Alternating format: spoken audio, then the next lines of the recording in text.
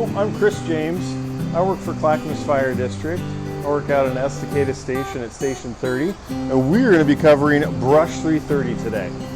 So this is our brush rig that will take on wildland fire calls or grass fire calls, stuff that you'd see out in the trees or out in the field or something like that. More when it's not raining like it is today.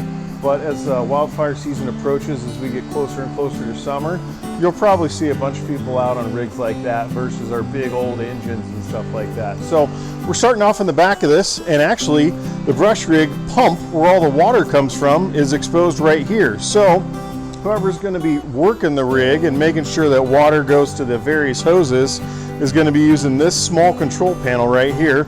There's little gauges on it, so that way we know how much pressure is coming out of the hose. It also lets us know our water level, but all it is just pretty much a single or a dual cylinder motor, almost like a large lawnmower in a sense, that runs a pump to then get the water pressure up so we can put it on the fire. We can also, though, if we need to, we can hook up a hose and actually suck water out of like a horse trough or out of a creek or out of a river or out of a lake or anything like that if we need to, since a lot of times this rig and many like it are going to be operating rural where there's no fire hydrants. So we got to be able to get creative on where we get our water from. Every now and then we can be able to bring in another truck though that can then pump water to us. That's kind of depends on what the situation is. So on this, like I was saying, we got the pump, we got a bunch of various hoses of different sizes for different things, and then all around it are little compartments. This one happens to have a bunch of tools in it. There's a hydrant wrench that we put onto a hydrant to be able to open it up, and then we also have small adapters in here that just thread on so we can fit different size of various hoses on there. And then moving on to the next compartment. So the next compartment, moving around on the driver's side here, just has some extra hoses in here, just in case we need to reach a little bit further. And then this next one here, it's got an assortment of stuff. This is where we're going to keep our medical supplies. So in case maybe we get hurt on scene, or if we come across someone that is, this has bandages and stuff like that in there. It's also got an AED.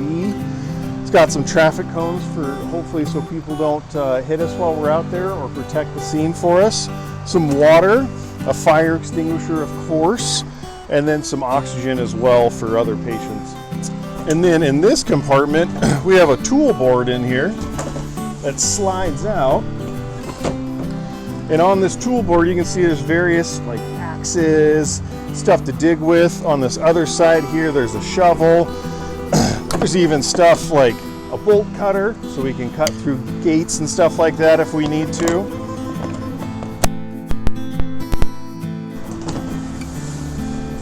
And if it is for some reason raining, there's an umbrella too, just in case. It is Oregon, so the likelihood of us getting some rain is possible. And then on the side here, we have some lights here that we can turn on and move up. We can put them high up in the sky if we need to. So that way we can be able to see everything in case it's dark, because fires happen no matter if it's daylight or if it's nighttime. And then inside here, you have the crew cab where people are going to sit. It's pretty much like any pickup truck that you've seen before. It's a Ford F550. So you got vinyl seats, so it makes it easier to clean, because usually when we're on this stuff, we get kind of dirty and muddy. And there's also a couple binders back there for map books, so we know where we're going. And as you can imagine, the front is just like most driver seats that you see on your parents' car. Steering wheel, except for ours has a big old console in it with a bunch of radios. So we have a couple radios so we can talk to everyone that's out there. We also have our lights so we can turn on our lights and get people to get out of our way, so that way we can get to the emergency a lot faster. And then of course, some more radios for us to be able to take with us. So now on the officer side here, we have a couple more compartments, and as you can imagine, that tool board I slid out from the other side, we're just going to stare at the back end of this one. But then also, we have these little backpack things. So what would happen is, you would come to a brush rig like this, or maybe a big old tank of water. You'd fill it up almost like a hydro pack or something like that, or a camel pack that you'd use for a hike.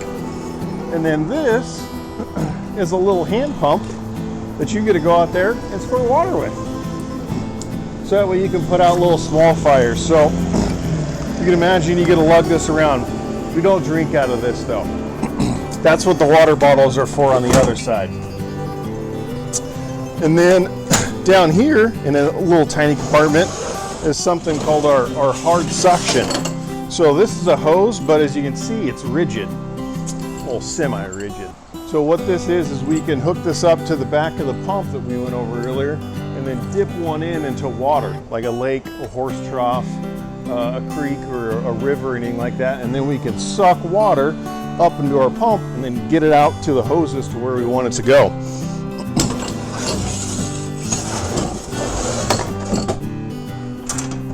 And this compartment, we have, of course, some more hoses. We have a backpack that's full of hoses.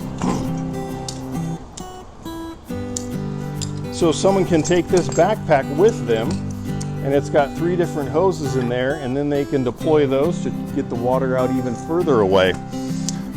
And then, also, as every brush rig should, we also have a chainsaw as well.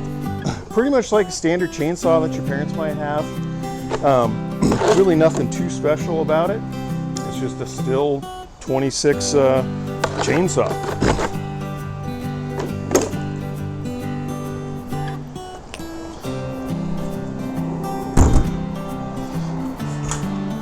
And then this last compartment here is just some various other stuff. We're just coming out of winter, but we still have these because we still get snow up in the mountains, and we might have some cold mornings or nights.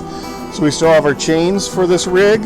We got some road flares, another backpack full of hoses, and then something that's called web gear, which we all get to wear as kind of like backpacks in a sense. So we'll put this on, and back here is what's known as a fire shelter. So in case for some reason we get in danger while we're out in the forest fire or in that brush fire, and we have no other way of getting out, it's like a big old sheet of aluminum foil and like a big sleeping bag that we'll put on us to hopefully shield us from all the heat from the fire coming. Hopefully none of us ever have to deploy that. So firefighter Aaron here has decided to dress in his wildland get up for us. As you can see, it's a little bit different than the other stuff you might see us wearing, which is a lot thicker, or bunker gear, or turnout gear. So that thicker stuff that you might normally see us wear when we go inside of a house or a building that's on fire has a lot more insulation versus something like this that Aaron's wearing. This is a little bit thinner, allows it to breathe a little bit more because it's going to be hot and sweaty because it's most likely going to be sunny outside. You can also see he's got goggles on his helmet there that he can put down as the winds roll around. And of course, as any good firefighter, he has a tool with him. Because there's really no point in standing out there without a tool of some nature. So this is what you'll see us out there in the forest fires and the brush fires, field fires, stuff like that, is wearing something like this. Hi, my name is Matt Graham. I'm a lieutenant with Clackamas Fire, and we're here at Estacada Station 30, and I'm going to read you a book today. The book I am going to be reading is Little Iffy Learns to Fly by Aaron Zenz. Little Iffy is a bitty griffin. Griffins are part lion and part eagle. Iffy's friends can't wait for him to use those wings and learn to fly. But little Iffy is a little more chicken than eagle. And flying means up, very, very up. What if he goes up and never comes down? Iffy likes down, down feels safe. Down is always Beth. But not to worry, Eggs Pegasus will get him to fly. She has a plan. Eggs is always hatching a plan. Here's the plan, says Eggs. Swing up and flap your wings, little Iffy. No thank you, down is best. Here's the plan, says Eggs. Climb back up and flap your wings, little Iffy. No thank you, down is best. Here's the plan, says Eggs. We'll lift you up and you flap your wings, little Iffy. No thank you, down is best. Iffy goes to the downest place he can find. Whoops. Yikes. There goes Iffy. Well, that wasn't part of the plan, says Eggs. My balloon. And Iffy was able to catch up to his balloon and grab it. And so was the little bee. Uh-oh. Looks like his balloon popped. Oh no. And then down goes Iffy. Iffy comes down. Very, very down.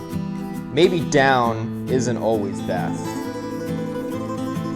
Flap your wings, little Iffy. There comes Iffy. Whoosh! And then all of his little friends are like, hooray! Because Iffy finally learned to fly. Now little Iffy knows not to worry about up. Because Eggs is always hatching a plan. So now they all have balloons. And that is the end of Little Iffy Learns to Fly.